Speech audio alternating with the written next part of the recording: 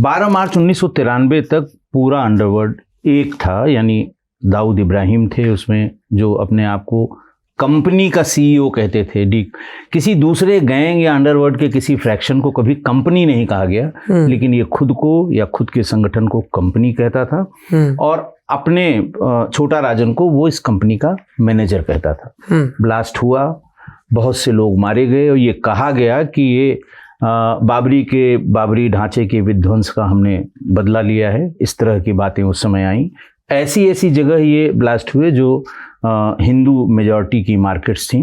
करीब 250 या 257 के आसपास लोग मरे।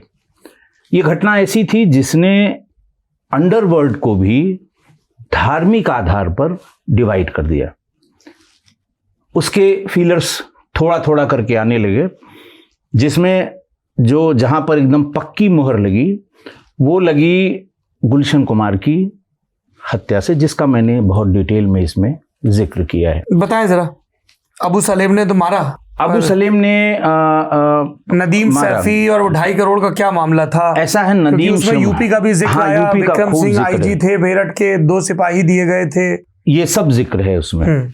उस समय तक ये जो डिवीज़न था ये हो चुका था, और नदीम श्रवण का एक एल्बम गुलशन कुमार की बैकग्राउंड आप सब जानते हैं। शुरुआत की उन्होंने धार्मिक, उनका जो टी सीरीज़ का कैसेट था, धार्मिक भजन और इन सब से, राधा पौडवाल और वो जो उनके साथ उनके सारे गाने, अनूप जलोटा, इन लोगों से शुरू की। और बड़े वाले जो कैसेट हैं रेडियो का, इतना सस्ता रूपांतरण आया, 10 रुपए 15 रुपए के कैसेट।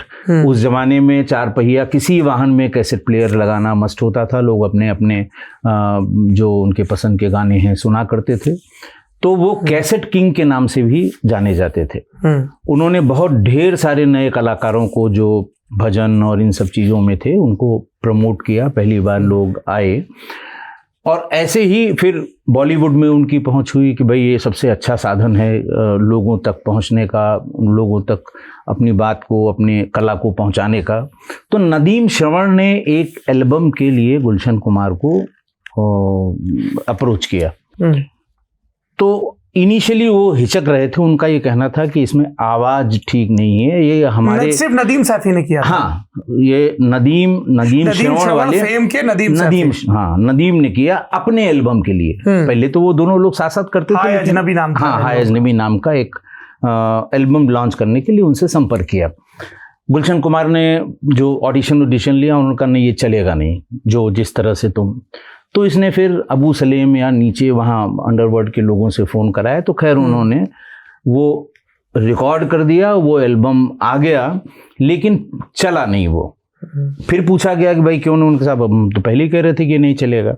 लेकिन नदीम का उसमें ये आरोप था कि जितना प्रचार प्रसार ये बाकी एल्बम्स के लिए करते हैं, हमारे इस एल्बम के लिए गुलशन कुमार ने अपनी कंपनी टी सीरीज से उसका प्रचार प्रसार नहीं किया, और हमारा भुगतान भी नहीं किया, क्योंकि ये चला नहीं, जो भी कॉन्ट्रैक्ट उनके बीच में हुआ हो। लेकिन 2-2.5 करोड़ की बात उसमें आने लगी।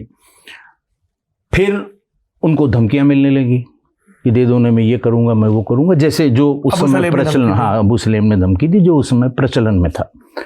वो इस बीच उनकी कंपनी की यूनिट यहाँ नोएडा में भी थी, यहाँ आए होंगे कभी, और तत्कालीन मुख्यमंत्री श्री कल्याण सिंह जी से मिले। उन्होंने बताया कि मुझे इस तरह से धमकियां मिल रही हैं। तो उन्होंने स्थानीय पुलिस अधिकारियों से कह के उन्हें 2 सिपाही उनकी सुरक्षा के लिए दे दिए। होता यह था कि जब वो मुंबई जाते थे वो 2 सिपाही चले जाते थे। जिस समय इनकी हत्या हुई थी वो सिपाही 12 अगस्त 1997 को वो सिपाही उनके साथ यहाँ से नहीं गए। इस पर भी जांच पड़ताल हुई कि साहब ये जानबूझ के तो नहीं गए। जब जांच होती है तो हर चीज़ की जांच होती है कि ये 2 सिपाही क्यों नहीं गए। तो इस पर विक्रम सिंह साहब से पूछा गया। उन्होंने कहा साहब, विक्रम सिंह जो बाद में डीजीपी रहे, उन्होंने कहा साहब ये प्रदेश से बाहर जाने के लिए ऐसी अनुमति लेनी चाहिए, वैसी अनुमति लेनी चाहिए डीजीपी से, तो लिहाजा बाहर जाने की अनुमति नहीं थी, इसलिए वो लोग नहीं गए। तो फिर उनसे पूछा गया कि पहले भी गुलशन कुमार इसका जिक्र कर चुके थे कि मैंने इस बारे में स्पेसिफिक, जब उनको खतरा महसूस हो रहा था तो उन्होंने स्थानीय नेताओं से भी, पुलिस से भी, कि मैंने भाई आईजी मेरठ थे उस समय विक्रम सिंह साहब, कि उनसे पर्सनली भी मिल के कहा था। पहले तो खैर उनका बयान आया कि नहीं मैं मिला नहीं हूँ, लेकिन बाद में जो अखबारों में है उस जमाने के, शरद प्रधान ने इस पर एक बड़ा अच्छा लेख लिखा था उसमें रेडिफ पर, वो अभी भी अवेलेबल होगा, आप देखिएगा।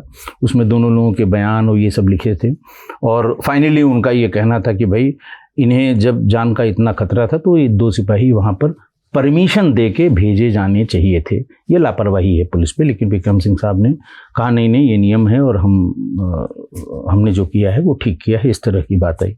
बहरहाल वो मारे गए वहाँ।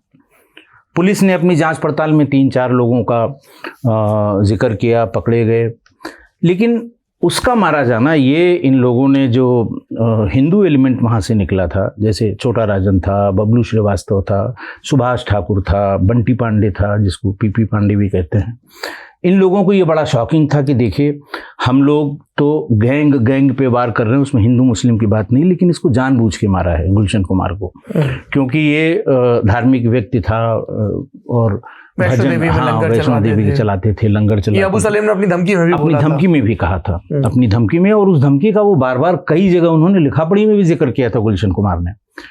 खैर इन लोगों ने पता करना शुरू किया। अब ये सब चूंकि पूरा गैंग एक ही था 93 तक, तो इन्होंने पता करना शुरू किया, तो ये पता लगा कि ये गोली दरअसल विक्रम वाही ने मारी है।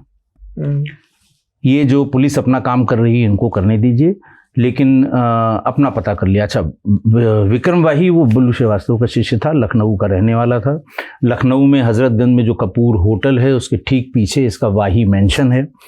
पढ़ने सेंट फ्रांसिस का पढ़ा लिखा, स्मार्ट लड़का था, लेकिन जैसे होता है ना बड़े घर के लड़के, वो किसी तरह से वहाँ बबलू से मिला और बबलू अपने साथ उसको मुंबई ले गया, और मुंबई में अबू सलेम से वो बहुत प्रभावित हुआ और अबू सलेम के साथ रहने लगा।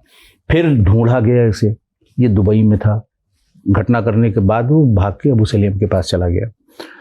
दुबई में सब लोगों ने बबलू से कहा भाई तुम्हारा चेला है, इसको बुलवाओ, असली बात इससे पता करो, क्या बात थी, क्यों इसने मारा। तो बबलू श्रीवास्तव ने बात की मिर्जा दिलशाद बेग से, क्योंकि मिर्जा दिलशाद बेग ने फरारी में बहुत समय उसको जगह दी थी विक्रम वाही को नेपाल में। तो इससे कहा गया, इन्होंने कई बार उससे रिक्वेस्ट की कि कैसे भी उसको बुलाओ। बहरहाल फाइनली मिर्जा दिलशाद बेग ने उसको बुलवा लिया। तब वो दुबई में था। बुलवा लिया। बुलवा के बकौल मिर्जा दिलशाद बेग, जैसा बबलू श्रीवास्तव बताता है कि बकौल उनके कि मैंने सब उसकी बात रिकॉर्ड कर ली। ये कहा था बबलू ने कि इसको हमें जिंदा दीजिए, कि मुझे और चीज़ें पूछनी हैं कि ये वाकई अबू सलेम ने मरवाया है कि दाऊद ने, क्योंकि ये कन्फ्यूज़न आज तक है। दाऊद इस बात को मना करता है कि मुझसे मतलब नहीं है, बल्कि उसने डिसोन उस समय कर दिया जब इतना हल्ला मचा। क्योंकि आपको पता होगा उस ज़माने में जब ये अंडरवर्ल्ड, जब ये कंपनी चलती थी, तो बहुत बड़ा फैक्शन उसमें हिंदुओं का था, जो छोटा राजन से अपने संपर्क बना के रखता था। तो बहरहाल वो उन्होंने कहा कि हमें जिंदा देना है। मिर्जा दिलशाद बेग के लोगों ने उसे जिंदा नहीं दिया, हैंडओवर नहीं किया। बॉर्डर पर उसे गोली मारी गई। गोली मारने के बाद बबलू के लोगों को बताया गया कि भाई अब आप इसे ले जाइए, और मैंने सब पूछ लिया है, हम कैसेट आपको भेज देंगे, लेकिन हम जिंदा नहीं दे सकते, इसके पास तमाम ऐसी चीज़ें हैं जिसमें हमारा नुकसान हो सकता है। इसी केस में made in Bamaur, made in Bamaur Azamgarh में क्या है ये? बमौर गांव है। बमौर एक गांव है, शहर में ही, शहर के बाहरी हिस्से में तमसा नदी के किनारे एक बमौर गांव है, जिसमें हर घर में कट्टे बनते हैं। मैं बता दूं कि मैं CO सिटी आजमगढ़ भी रहा, बड़े लंबे समय रहा। तो उस समय भी बमौर में दबिश के लिए महाराष्ट्र पुलिस, सूरत की पुलिस, तमाम जगह जहाँ जहाँ ये लोग, आजमगढ़ वाले लोग जहाँ हैं, जहाँ ले जाते थे, पकड़े गए, कोई घटना हुई तो दबिश होती थी। और जैसे ही बाहर की पुलिस आती थी, कभी लोकल पुलिस का साथ लिया उन्होंने, कभी नहीं भी लिया, तो ये जितना सामान वामान है वो तमसा नदी में फेंक देते थे और खुलेआम लिखते थे उसको मेड इन बमौर, जैसे ब्रांडिंग चल रही थी बमौर की। तो वो खैर पुलिस आई, फिर लोकल पुलिस थी, हम लोगों के से संपर्क किया गया, तो वो असली आदमी जिसने वो सप्लाई किया था कट्टा, वो मिल गया। फिर उसे पुलिस यहाँ से ले गई, वो चार्जशीट भी हुआ। इसका जिक्र मैंने इस किताब में किया है कि कैसे कैसे वो बरामद हुआ। जब दिलशाद बेग ने विक्रम वाही की बॉडी सौंप दी तो उसे केले के पत्ते में लपेट के कलावा क्यों बांधा गया? ऐसा हुआ कि 4 टुकड़े किए इन्होंने, ये सब जानबूझ के दिखाने के लिए कि तुम सोचते हो कि तुम ही चालाक हो, तुमने मार दिया, ये देखो जिसने मारा था हम उसको मार रहे हैं। 4 टुकड़े किए बबलू श्रीवास्तव के लोगों ने, जो उसको जिंदा लेने आए थे, लेकिन मिर्जा दिलशाद बेग ने उनको जिंदा हैंडओवर नहीं किया। 2 पार्ट उसकी बॉडी के भारत में और 2 नेपाल में। हल्ला मचा इसका, हल्ला मचा। यूके बंसल साहब आईजी गोरखपुर थे, ये पता लगा कि अंडरवर्ल्ड से रिलेटेड है। 4 पार्ट इकट्ठा किए गए, उसकी फ़ोटो बनाई गई। उस ज़माने में ये मोबाइल होते नहीं थे, फैक्स से वो फ़ोटो भेजी गई लखनऊ, क्योंकि यही लोग जो है वो पुलिस तक ये बात पहुंचा देते, साहब ये विक्रम वाही है, लखनऊ का रहने वाला है, हजरतगंज में रहता था, जिसकी ये 4 पार्ट है। तो जब ये वहाँ पुलिस को सूचना मिली, उन्होंने फैक्स किया। फैक्स लेके मैं SCO हजरतगंज था, फैक्स लेके गया अपने चौकी इंचार्ज जो विधानसभा क्षेत्र में वो इलाका आता है, तो उसको भेजा। उसने बताया कि साहब उसकी माँ और 2 बहनें वहाँ रहती हैं और पिछले काफ़ी दिनों से वो ताला बंद करके चली गई हैं। रिश्तेदारों को, नातेदारों को ढूंढ के तो ये पहचान हो गई कि वो विक्रम वाही ही है। जब वो मिला था उस समय भी रेडिफ पे ये खबर आई थी कि साहब उसके सिर के हिस्से को केले के पत्ते में लपेट के वो रक्षा उन्होंने बांध दिया था। कलावा जो होता है, जो पहनते हैं लोग, वो बांध दिया था। बाकी किसी हिस्से पर नहीं, सिर के हिस्से पे बांधा गया था। इसकी भी लोगों ने अपनी अपनी तरह से व्याख्या की, लेकिन जो सबसे लॉजिकल व्याख्या है जो बबलू श्रीवास्तव के लोगों ने उस समय बताया था पुलिस को कि साहब हम बताना चाह रहे थे कि देखो तुमने इस कलावा की रक्षा नहीं की और तुम्हारा ये हाल हुआ, हम तुम्हारे सिर पे इसी तरह सबके सिरों पे कलावा बांधेंगे अगर तुम ये करते रहे। वो ऐसा इंसिडेंट था गुलशन कुमार का की हत्या की। उसके बाद इन दोनों ग्रुप्स में, दोनों गुटों में आपस में सुलह समझौते, क्योंकि दोनों तरफ के बड़े बड़े लोग जब एक दूसरे पे हमला होता था तो वो बीच बचाव करते थे, बैठाते थे, नहीं भाई तुमने ये गलत किया तुमने। उस घटना के बाद, गुलशन कुमार की हत्या के बाद, ये बिल्कुल परमानेंट ये बात बंद हो गई और एक दूसरे के खून के प्यासे हो गए। तमाम इंसिडेंट्स उस समय हुए जब ये गैंग एक दूसरे के खून के प्यासे रहे।